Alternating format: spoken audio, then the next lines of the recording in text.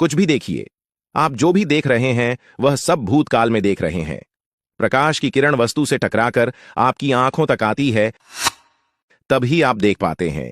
उस प्रकाश की किरण को आने में बहुत ही कम समय लगता है, परंतु लगता अवश्य है।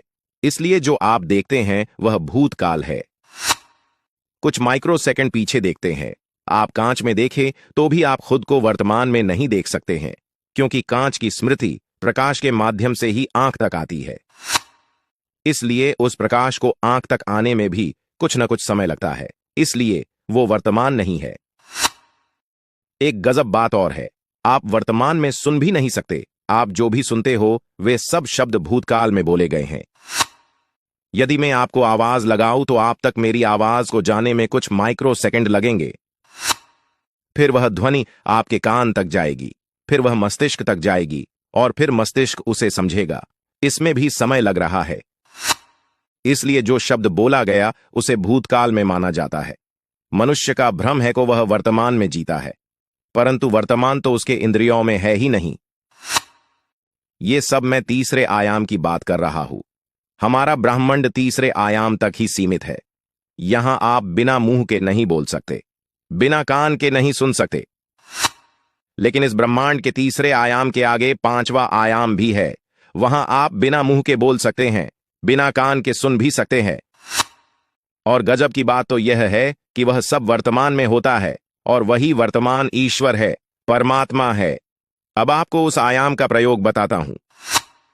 शांत हो जाए, बिल्कुल शांत। अब अपने मन में कुछ भी बोले, कुछ भी बोले। आपने जो बोला वह बिना मुंह के बोला है, भाषा में ही बोला है। आपने जो बोला है मन में, उसे ही आपने सुना भी है, उसी समय सुना है। अगर सुनते नहीं तो पता ही नहीं चलता कि बोले क्या है, बोल भी दिए या नहीं।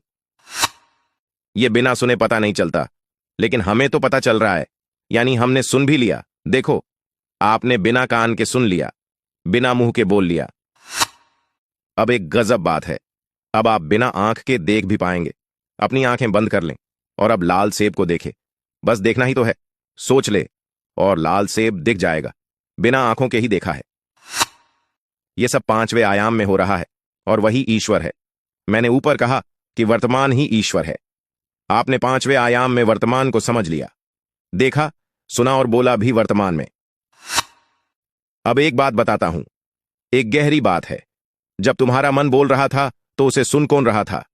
विज्ञान तो कहता है कि मन एक समय में एक काम ही कर सकता है। तो जब मन बोल रहा था तो फिर सुन कौन रहा था? कौन था जो मन की बात सुन रहा था? एक बात और है, तुमने अभी तक वर्तमान का अनुभव अच्छे से नहीं किया है। यदि एक बार अनुभव हो गया तो वर्तमान को छोड़ना नहीं चाहोगे। वो वर्तमान ही है, वही तुम्हारे अंदर का आत्मा है। आत्मा ही सुन रहा था, आत्मा ही सुनता है। मन बोल रहा था, आत्मा सुन रहा था, लेकिन हमने कभी ध्यान ही नहीं दिया। वर्तमान को समझा ही कहां इतने दिन। इसीलिए श्री कृष्ण ने कहा है कि मैं तो मनुष्य के भीतर ही हूं।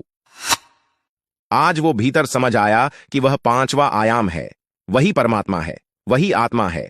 आत्मा यानी तुम, सिर्फ तुम, सिर्फ तुम।